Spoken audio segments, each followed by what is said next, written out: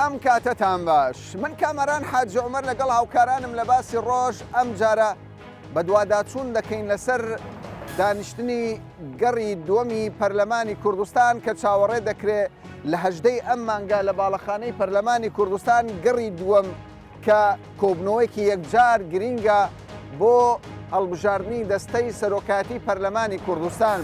دوای تێپەڕبوونی زیاتر لە 137 ڕۆژ تاوەکو ئێستا هاوڵاتیان لە هەرێمی کوردستان چاوەڕێی ئەوە دەکەن دەستەی سەرۆکاتی لە پەرلەمانی کوردستان و وە دواتریش کابینەی داهاتووی حکوومەتی هەرێمی کوردستان ڕابگەینرێ هەوڵ دەدەین لەم بە دوواداچوونەدا زانیاری وەربگرین سەبارەت بەم کۆبوونەوەیە و پلانی فراکسیۆنەکان بۆ ئەم کۆبوونەوەیە لەگەڵمان.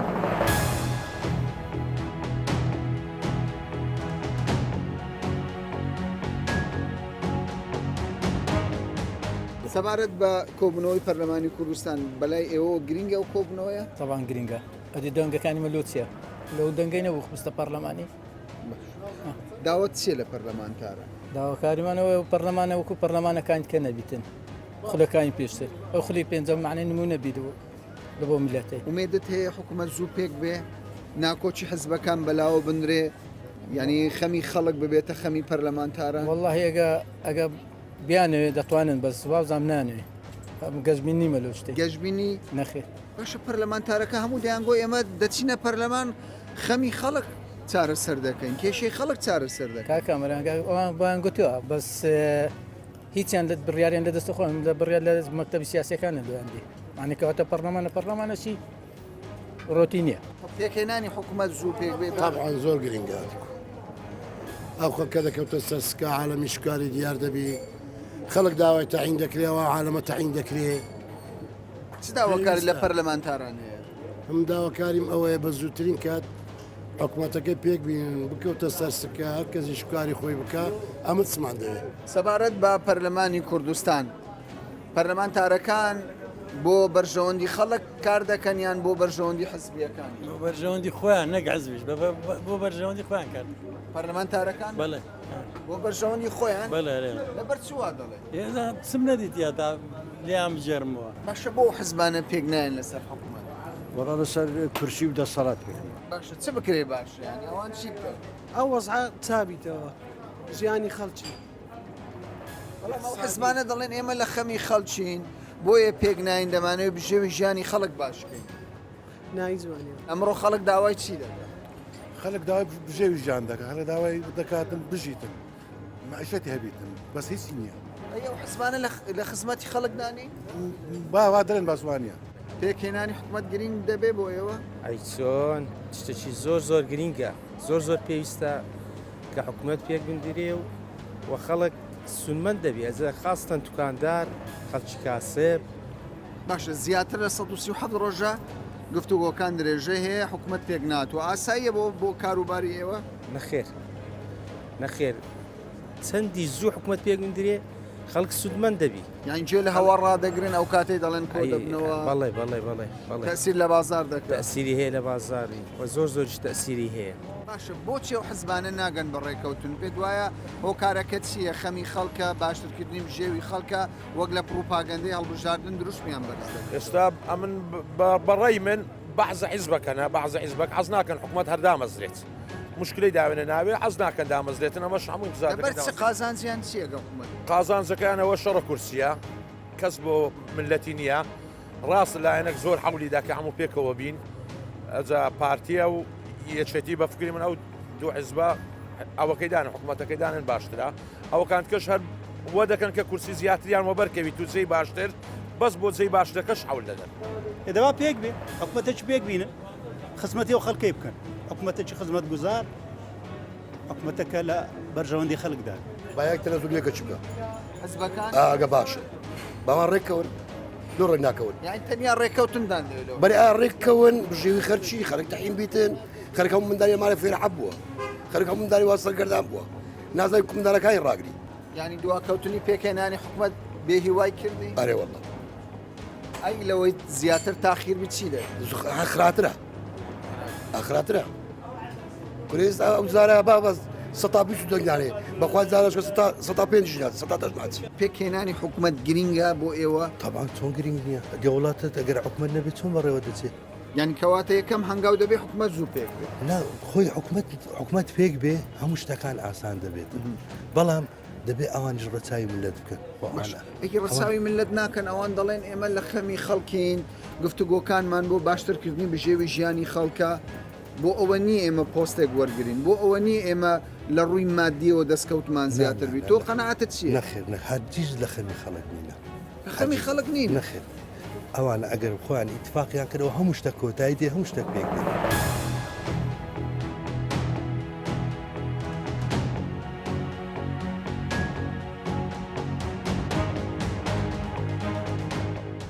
ئێوە وەکو پێکاتەی تورکمان بۆ کۆبنەوەی هەژدەی ئەم مانگە لە پەرلەمان چه ئامادەکاریتان کردووە؟ بەڵێ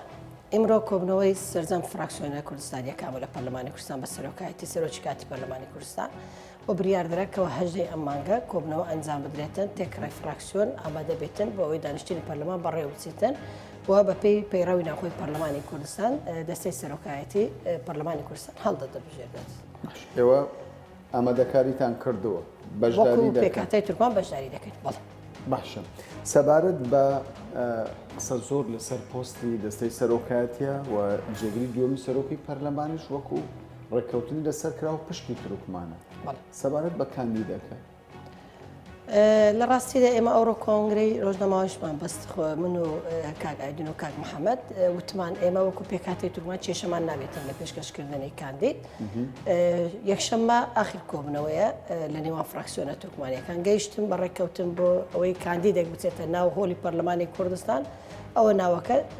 ئاشکرا دەبێتن ڕوون دەبێت لەلایەن سەرجەم ڕاگەاندەکان ئەگەریش نەمانتوانی بە دوو کاندید دەچێتە ناو هۆلی پەرلەمان چێدەنجێهینە و پیرۆز بێت. باشە دیاریکردنی دەستەی سەرۆکایەتی بە بەشداریکردن و بەشداری نەکردنی یەکێتی کێشە دروست دەبی؟ خۆی ئەمە ئومێدەخوازیین یەکێتی نیشتمانی کوردستان کە هێزی دووەمە لە هەرێمی کوردستان ئەویش بەشدار بێتن و ڕۆڵی تایبەت خۆی هەیە و لە ڕاستیدا بەشداری نەکردنی ڕێزنەگرتنە و لە دەنگدەرانی خەڵکی کوردستان بۆیە ئێمە بە نەکەونە پێش حەدەست کۆبنەوەی بەیانی کۆبنەوەی مەکتەبی سیاسی پارتی دموکرات کوردستان یەکێتی نیشتمانی کوردستان هەیە بە پێ ڕاگەاندەکان لەو کۆبنەوەیە لەوانەیە دۆخەکە بڕک ئارامتر و لە گەشت و هەوایەکدا بێتن کەوا بتوانن ئەوانش بەشدار بن لە دانیشتن. ماوەکی زۆرە خەڵک چاوەڕێی پێکهێنانی کابینەی داهاتوو دەکات ینی پێتان وایە نابێت کاریگەری ناکۆکی نێوان پارتی و یەکێتی کاردانەوەی لەسەر دانیشتنی هەژدەی ئەو مانگە بێت؟ خۆی ئێمە ئەوڕۆ لەناو فراکسیۆنە کوردستانیەکانیشدا ئەومان باسمان کردەوە لەناو پەیرەوی ناوخۆوە لە یاسای هەڵبژاردننی پەرلەمانی کوردستان دەبێت سەقف زەمەنی دابنرێتن هەر کاتێک هەڵبژاردن تەواو بوو ماوەیەک سەقف زەمەنی بۆ لایەنە سیاسیەکان دابێتن بۆ ئەوەی ڕێک بکەون تا سەرۆکایەتی پەرلەمان هەڵبژێرێت متمانە بە کابینە بدرێتن. بەڵام ئەوە لە خولەکانی داهاتوو لە ئێستادا ئێمە ئیشی لەسەر دەکەین بۆ ئەوەی ئەوانش نەکەونەوەکو دۆخەکانی ئێمە لە خولی 4 و 5 و بە هەمان شێوازە بەردەوام بوو. بێگومان کاریگەری یەکجار هەیە و بۆ خەڵکی کوردستان چاوەڕوانی کابینەی نوێنی حکوومەت هێرێمی کوردستانە بۆی ئەو بەڵێنانە هەر لایەنێکی سیاسی دایتە بە دەنگدەری خۆی دەبێت جێبەجێ بێتن و لە ناوبردننی قەیرانی داراییە و کێشەی گەندەلیە و بمبرکردنی بندیوارەکانە ئەوانش دەبێتن بە یاسا ڕێک بخرێتن بۆیە پێویستان بە پەرلەمانی کوردستانەکەەوە متمانەی بە حکوومەت بداتن تا حکوومەتیش هەڵوەستی بە کارە یاساییەکان. زۆر جار باس دەوە دەکرێت کە نەگەیشتنە ڕێککەوتن لە نێوان پارتی و یەکێتی وا دەکات کۆبنەوەی هەژدەی مانگ دوا بخرێ ئەو مەترسی هەیە؟ بڕوان ناکەم ئەو مەترسیە دروست بێتن چونکە ئێمە بە یەکەم هەنگاو پێمان خۆشە سەرجەم لایەنە سیاسی کوردستانێکەوەی بەشداریان کردێت لە هەڵبژاردن ئامانە بن لەم دانیشتنەدا چونکە دانیشتێکی مێژوویەوە دانیشتنێکە دەرکە کراوە دەبێتن بۆ سەرجەم کۆفتوەکە بە هیچ شێوازێک دوان ناخرێتن کۆبنەوەی هەژدەی مان کۆبنەوە ئەنجام دەدرێت.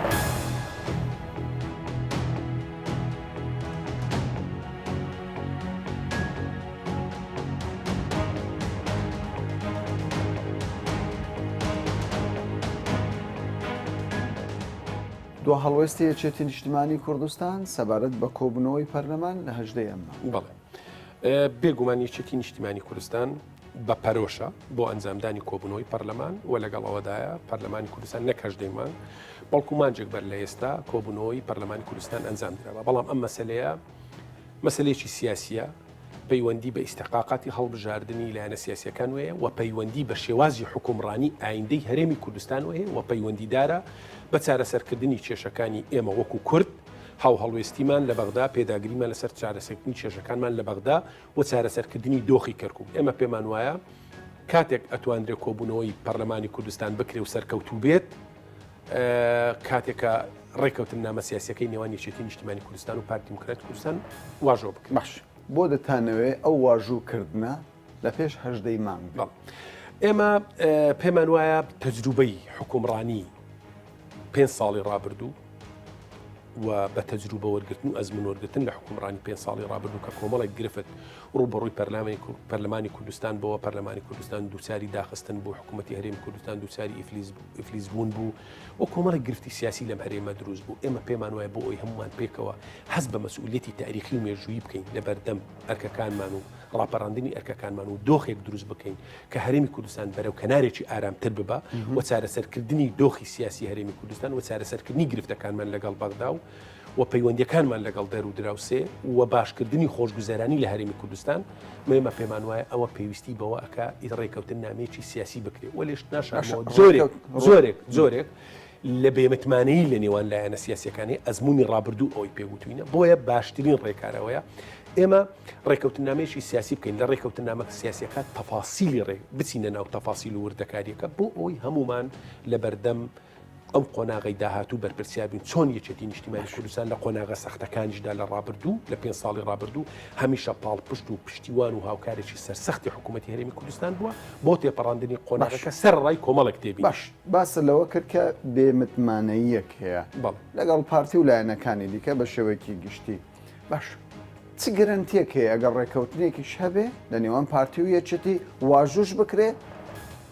دواتر پاشگەزبوونەوە نەبێ ئەوەی لەسەر پۆستی سەرۆ کۆما لەسەر چەند پرسێکی دیکە. ئێمە بەر لەوە وەڵامی ئەو پرسیارت دەمەوە یەکێتی نیشتیمانی کوردستان ئەوەندەی مەبەستی لە بەرنامە سیاسیەکەی حکوومەتی هەرێمی کوردستان و بەرنامە سیاسیەکە و خزمەتگوزاریەکەی حکوومەتی هەرێمی کوردستان زیاتر ئامانجەکە پۆست نییە. خۆگەر ئامانجەکە پۆست بێ هەژدەی مانگ کۆبوونەوەی پەرلەمانەکرێ و سەرۆکی پەرلەمان بۆ یەکێتی نیشتیمانی کوردستان یەکلابۆتەوە. ئێمە بەسمان پۆست نییە مەبەستمان پۆستی جێگری سەرۆکی حکوومەت بەڵێ بۆ یەکێتی نیشتیمانی کوردستانە یەکلابۆتەوە گرفتمان لەسەر ئەمە نیە ئەوەی کە ئێمە ئەمانەوێت اتفاقیشی سیاسی بکەین بگەڕینەوە بۆ قۆناغێک کاتێک کە ڕێککەوتن نامەی استراتیژی لە نێوان یەکێتی و پارتی ساڵی 2006 بە نمونە تا 2011 سەرڕای کۆمەڵێک تێبینی و کەم و کوڕیش کە ئیتفاقەکە وەکو خۆی جێبەجێ نەکرا بەڵام سەردەمێکی باش لە هەرێمی کوردستان قۆناغێکی باش بوو دۆخێک دروستکەین باشتر نەبێت ئەگەر باشتر نەبێت لە دۆخی 2016 بۆ 11 ئەگەر زۆر باشتر نەبێت خراپتریش نەبێت ئێمە لەو دۆخە چەق بە زۆر ڕزگارمان بێت تاوکو ئێستا بە پێی زانیاری ئێمە پارتی سوورە لەسەر هەڵوێستی خۆی یەکێتیش سوورە کۆبنەوەی بەیانی یەکلایی دەکاتەوە بەڵام پرسیارەکە لێرەدا ئەوەیە ئەگەر هەردوو هەڵوێست بۆکو خۆیمانەوە بەڕاستی یەکێتی دەتوانێت ببێت بە ئۆپۆزیسیۆن. من پێم وایە یەکێتی نیشتیمانی کوردستان بەشدارە لە حکوومەتی هەرێمی کوردستان و یەکێتی لایەنێکی سەرەکی پێکهێنانی حکوومەتی هەرێمی کوردستانە یەکێتی بۆ کابینەی داهاتوو بۆ کابوون یەکێتی مەسئولیەتێکی گەورەی هەیە سنوورێکی جوگرافی گەورەی هەیە ئێمە ئەگە تەسمیەی هەڵبژاردنیش بکەین یەکێتی نیشتیمانی کوردستان وەکو هێزی و براوەی یەکەم یەکێتی لە ئاستی دوو پارێزگا سلێمانی و هەڵەبجە براوەی یەکەمە پارتی دیموکراتی کوردستان لەسەر ئاستی دهۆک و هەولێر براوەی یەکەمە بۆیە ئێمە پێویستە غروریەتی هەڵبژاردن نەمانگرێ حکمی تاریخ وایە یەکێتی و پارتی ئەبێت پێکەوە بن مەسئولیەتێکی تاریخی و مێژووی لە سەرشانی هەردوو حیزب بەڵام ئەگەر پارتی نەرمی ننوێنی لە هەڵوێستەکەی من پێم وایە ئەبێ بنوێ ئەگەر نەنوێنێ غەدرێکی گەورە ئەکا من پێم وایە مەسئولیەتێکی تاریخی و مێژووی گەورە ئەکەوێتە سەر پارتی دیموکراتی کوردستان ئەگەر مرۆڤ تەنیا پارتی من پێم وایە ئێمە وەکو یەکێتی نیشتیمانی کوردستان ئەوەی ئەمن بزانم ئێمە معلوماتمان هەبوو ئێستاش لە پەیوەندیدا بووین لەگەڵ هەواڵەکانمان لە مەکتەبی سیاسی لە کۆمیتەی سەرکردایەتی پەرۆشیەکی زۆر هەیە هەوڵ و جوهدێکی زۆر ئەکایەتی نیشتیمانی کوردستان دەستیشی لەسەر برینەکانی خۆی داناون بەڵام من تەکی دەکەمەوە لەوەی کەرکووک و بەغدا و هەولێر پاکێجێکی پێکەوەگرات درا و لێک زیانەکراوەیە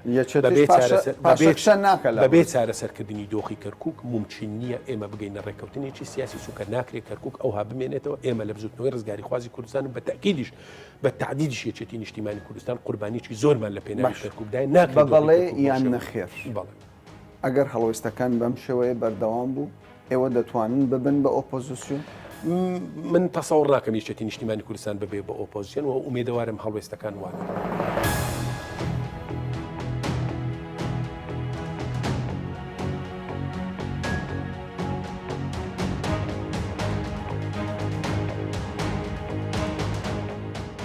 بۆ کۆبنەوەی هەژدەی مانگی پەرلەمان ئێوە بەشداری دەکەن وەکو فراکسیۆنی یەکگرتووە؟ بەنای خۆی گەورە میهرەبان ئێمە بەشداریەکەین چونکە خۆمان سووری لەسەرەوەی کە کۆبوونەوە یەکەم تەواو بێەوە ئەو خەرە لە پێڕەویەی کە دروست بوو لە بەکراوەی هێشتنەوەی کۆبوونەوەکە سەرۆکی کاتی و سەرۆکی بەتەمەنی پەرلەمان کۆتایی پێبهێنێت و هەڵبژاردننی سەرۆکاتی پەرلەمان ئەنجام بدرێ بەڵام دەنگ نادین بە سەرۆکاتی پەرلەمان بەڵێ لەبەرەوەی ئێمە قەناعەتمان وایە کە بەشێکە لە یەک پاکێجی حکومڕانی لە هەرێمی کوردستان کە ئەوە ئێمە ئۆپۆزیسیۆن بوونی خۆمانمان بەرامبەری ڕاگەیاندووە دەرەنجام گرنگ ئەوەیە پەرلەمان لەلای ئێمە مهمە کە هەیبەت و دەسەڵات و وەکو مؤسسە و گەورەترین دەسەڵاتی سیاسی و یاسایی لە هەرێمی کوردستان هەیبەتی پەرلەمان و دەسەڵاتی پەرلەمانی بەلامانەوە گرنگە کە بە زووترین کات کارا بێتەوە ئێمەش بتوانین ئۆپۆزیسیۆنێکی فعلی و جدی بینتیایە و بەڕۆڵی گەندەڵەکان بین. باش ئەماستان لە بەشداریکردنەکە چێگەر ناتانەوێت دەنگ لە دەستەی سەرۆکایەتی بدەن؟ ئامانجمان ئەوەیە کە کۆبنەوەی یەکەمی پەرلەمان تەواو بکرێ و سەرۆکایەتی کارابێ هی پەرلەمان و لەوێەوە پەرلەمانەوە مؤسسە بتوانێت کارەکانی خۆی بکات. نسابی قانونیەکە پێک بێ بە بەشداری ئێوە. نسابی قانونی بێ مهمەوەی کۆبنەوەکە ساز بکرێ وەکووتم ئەم کۆبوونەوەی ئەوایە پێشتر تەواو بکرایە ینی خەلەلێکی پێڕەویە ڕوویداوە هەڵەیە کە ئەوایە ڕاست بکرایەتەوە لەلایەن سەرۆکایەتی کاتی پەرلەمانەوە ئێستا بە گەڕانەوەی سەرۆکایەتی پەرلەمان و کارابوونی دەستگای پەرلەمانەوەکو و باڵاتری مؤسسەی سیاسی و تەشریعی دەست پێ ئەکاتەوە و ئێمەش گرنگە بۆمان چونکەمانە ئۆپۆزیسیۆنێکی جدی و بێربین. باش بەرنامەی کاری دانیشتنی هەژدەی مانگی پەرلەمان ئێوە چەندەلی ئاگادارن و دەتانەوێت چی بکەن لەو ڕۆژەدا؟ ئێمە 15 ڕۆژ لەمە پێش داوامان کرد کە فشاری جدی بکرێ لایەن سەرۆک فراکسیۆنەکانەوە بۆ کاراکردنی سەرۆکاتی پەرلەمان هەڵبژاردننی دەرەنجام سەرۆکی کاتی پەرلەمان ئەو کۆبوونەوەی ساز کرد کە ئەمڕۆ کۆبوونەوەکە سازکرا سەرۆک فراکسیۆنەکان بەشەکەی ئێمە وەکو فراکسیۆنی یەکگرتو جەختمان لەسەر ئەوە کردەوە کە ئەبێ کۆبوونەوەی هەژدەی مانگ سووربین لەسەری کە بکرێ و ئەبێت تەنها هەڵبژاردننی سەرۆکاتی پەرلەمانی تیا ئەنجام بدرێ هیچ شتێکی تری تیا نەکرێت چونکە هەر شتێکی تیا بکرێ ئەوە خلافی پێڕۆینەوە خۆیە بۆیە کۆبوونەوەی یەکەم کە دوو ئەرکی هەیە یەکەمیان سوێن خواردنی پەرلەمانتارانە ئەوە کرا هەڵبژاردننی سەرۆکاتی پەرلەمانە ئەوە ئەبێت یا تەواو بکرێ و بێگومان ئێمە ژۆکو فراکسیۆنی یەکگرتو و هەموو شتێکمان تەواو کردو ئامادە کردووە بۆ هەڵوەشانەی پاشەکەوتی موچە و ئامادەکردی پرۆژەی پاکێجی چاکسازی بۆ بەرەنگاربوونەوەی بندیوار و فرموچە و خانشی نایاسایی لەگەڵ کارابوونی سەرۆکاتی پەرلەمان لە هەژدەی مانگە ئێمە پشت بەخوای گەورە ئەوەی کە پێویستە لە ئەوراق ئامادەمان کردو بۆی کە براری هەڵوەشانەی پاشەکەوتی موچە بدرێت. باشە ئێستا لەم لەولە جێویستی ئەوە دەبین کە فراکسیۆنی پارتی پرۆژەی سەرۆکایەتی هەرێمی کردوتە ئەولەویەت. ئەوە پێتان باشە لە دانیشتنەکاندا تاوتێ بکەن هەڵوێستان چی دەبێت لەسەر ئێمە پێمان باشە وەکو فراکسیۆنی یەکگرتو ئەولەویەت بۆ خەمی خەڵک بێ بۆ مەعاناتی خەڵک بێ خەمی خەڵک و مەعاناتی خەڵک ئەمڕۆ پاشەکەوتی موچەیە و گیرفانێتی و بژێویەتی لەبەرەوە لەلای ئێمە ئەولەویات بۆ پاشەکەوتی موچە و هەڵوەشانەوەیەتی. باش سەبارەت بە ناکۆچیەکانی یەکێتی و پارتی ئێوە لە چێوەی ئەو ناکۆچیانن چی یعنی تەڕوانی نەکتان هەیە لەسەر ئەو ناکۆچیانە کە زۆر جار باسدەوە دەکرێت ئەگەری زۆرە یەکێتی بەشداری نەکات لەم دانیشتن. ئەوە پەیوەندی بە ئەو حیزبە خۆیەوە هەیە پەیوەندی بۆ لایەنە خۆیەوە هەیە بەڵام ئێمە وەکو یەکگرتووی ئیسلامی کوردستان بە گرنگی ئەزانین کە چوارچێوەی سیاسی هەرێمی کوردستان ژینگەیەک بێنێتەکایەوە کە دەسەڵاتە تەشریعیەکان دەسەڵاتە شەرعیەکانی هەرێمی کوردستان وەکو پەرلەمان وەکو حکوومەت وەکو سوڵتەی دادوەری بتوانن کاری خۆیان بکەن و دەسەڵاتی خۆیان بە فعلی ممارەسە بکەن واتە تەبایی سیاسی و پەیوەندی سیاسەکانی نێوان لایەنە سیاسەکانی هەرێمی کوردستان ئەبێ پارێزەری حکومڕانی دروست بن و مؤسساتە تەشریعی و تەنفیزی و دادوەریەکانی هەرێمی کوردستان نەک ئەوەی کە تێکی بدەن نەک ئەوەی کە پەکی بخەن یانە ئێستا ئێمە بەلامانەوە گرنگە کە پەرلەمان کارای بە دەسەڵاتەکانی بەکاربێنێ ئیتر لایەنێک یا دوان ڕێگاکانی و پارتی کاردانەوەی لەسەر نابێ ناکۆکی هیچ لایەک ڕێگر بێ لە بەردەمی ئەوەی کە پەرلەمان و مؤسساتی تەشریعی و بەرزترین دەسەڵاتی سیاسی و یاسایی پەک بخرێ بەڵکو دەبێ هەمووان پشتیوان بن بۆ ئەوەی کە مؤسساتی حکومانی لە هەرێمی کوردستان کارا بن و فعلی بن.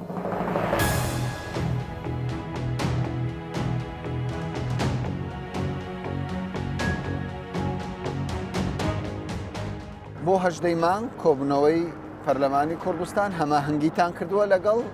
تەواوی فراکسیۆنەکە؟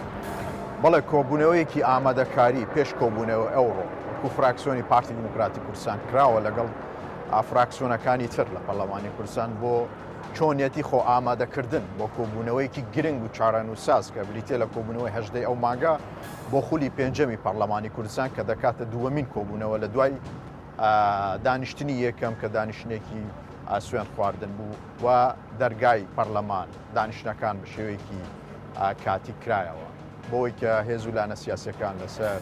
چۆنیەتی بەرنامەی حکوومەت و پێکێنانی حکوومەت ڕێک بکەم. باش کاک ڕێوەر قسەی زۆر لەسەر ئەوەیە ئێستا دەڵێن یەکێتی بەشدار دەبێ بەشدار نابێت ئێوە چه زانیاریتان هەیە چاوەڕێی هەڵوێستی کۆتایی یەکێتی دەکەن؟ ئێمە وەکو فراکسیۆنی پارتی دیموکراتی کوردستان مکوڕین لەسەرەوەی کە کۆبوونەوەکە لە کاتی خۆیان لە ڕۆژی هەژدەی مانگ بکرێ پێمان وایە هیچ ئەگەرێک و هیچ بیانوویەک لە ئێستاداوە هیچ هۆکارێک نییە بێتەمایەوەی کە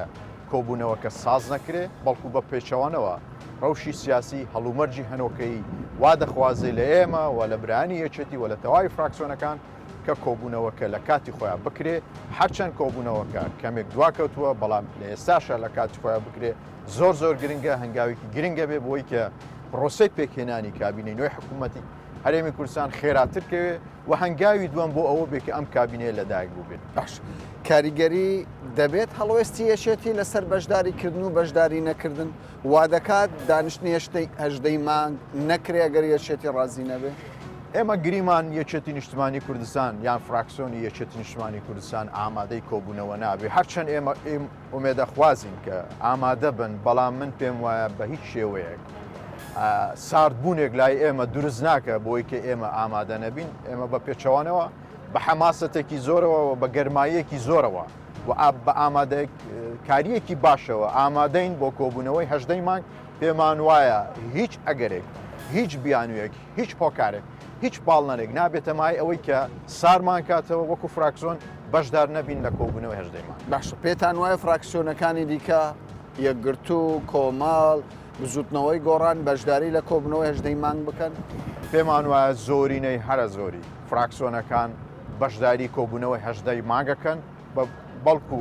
دەقیقتر بڵێم تەواوی فراکسیۆنەکان تاوەکو ئێستا ئامادەی خۆیان دەربڕیەوە بۆی کە بەشدار بن لە کۆبوونەوەی هەژدەی مانگ. بەڵام وەکو دەبینرێ لە چوارچەوەی گفتوگۆکان پۆستی سەرۆکی پەرلەمان بۆ یەکێتی بەجێهێڵدراوە یاخود تەرخان کراوە بەشداری نەکردنی یەکێتی ئەمە کێشێک دروست ناکە لەوەی دانیشتەکانی پەرلەمان بۆ داهاتوو کێشە و گرفتی لێ بکەوێتەوە؟ پێم وایە کێشەی فەنی دروست ناکە لەوەی کە ئێمە دەستەوەستان بۆسی نەتوانین لە بەرنامەی ئەجندای کۆبوونەوەی هەژدەی مانگ نەتوانین بەڕێوەبین بەڵام هەڵبەتە ئەگەر فراکسیۆنی یەکێتی نیشتمانی کوردستان ئامادە بێ و فراکسیۆنی یەکێتی نیشتمانی کوردستان بە یەک بربژێریش بێتە نێو کۆبوونەوەی هەژدەی مانگ بۆی کە ئێمە دەنگ بدەین بە بربژێری یەکێتی بۆ پۆستی سەرۆکی پەرلەمان لەبەرەوەی کە ئەمە یەکلایی بۆتەوە لە کۆبوونەوەکانی نێوان پارتی و یەکێتی کە بۆ یەکێتی بێ بۆیە ئومێد دەکەین یەکێتی نیشتمانی کوردستان ئامادە بێ و بە یەک بربژێریش ئامادەی کۆبوونەوەکەوێت. باشە سەبارەت بە کێشە و گرفتەکانتان لەگەڵ یەکێتی تاوکو ئێستا چییە و کێشە و گرفتان؟ من بەش بە حاڵی خۆم وەکو ئەندامێکی فراکسیۆنی پارتی لە پەرلەمانی کوردستان پێم وانییە پارتی لە ئێستا کێشەیەک بە ناوی کێشەی سیاسیە بێ لەگەڵ یەکێتی بەڵام لە ئێستا ئەو داواکاریانەی یەکێتی نیشتمانی کوردستان کە پرسی بەغدا واتە بەرکەوتەی هێزە کوردستانیەکان لە حکوومەتی بەڕێز عادل عەبدولمەهدی و پرسی کەرکووک دەبەستێتەوە بە پرسێکی زۆر گرنگ کە پرسی پێکێنانی حکوومەتە هەڵبەتە هەر سێ پرسەکە زۆر گرنگن بەڵام لە ئێستاە خەڵکی هەرێمی کوردستان هاوڵاتیانی هەرێمی کوردستان لە دوای ڕووداوێکی سیاسی و دیموکراسی گرنگ کە بریتی بوو لە هەڵبژاردننی پەرلەمانی کوردستان لە ئێستاە چاوەڕێ ئەوەن کە ئیرادەی ئەوان لەسەر ئەرزی واقع ببینڕێ و ئەو ئیرادەیە تەرجمە بکرێ بۆی کە حکوومەتێک بەناوی حکوومەتی کابینەی نوێی حکوومەتی هەرێمی کوردستان لەدایک.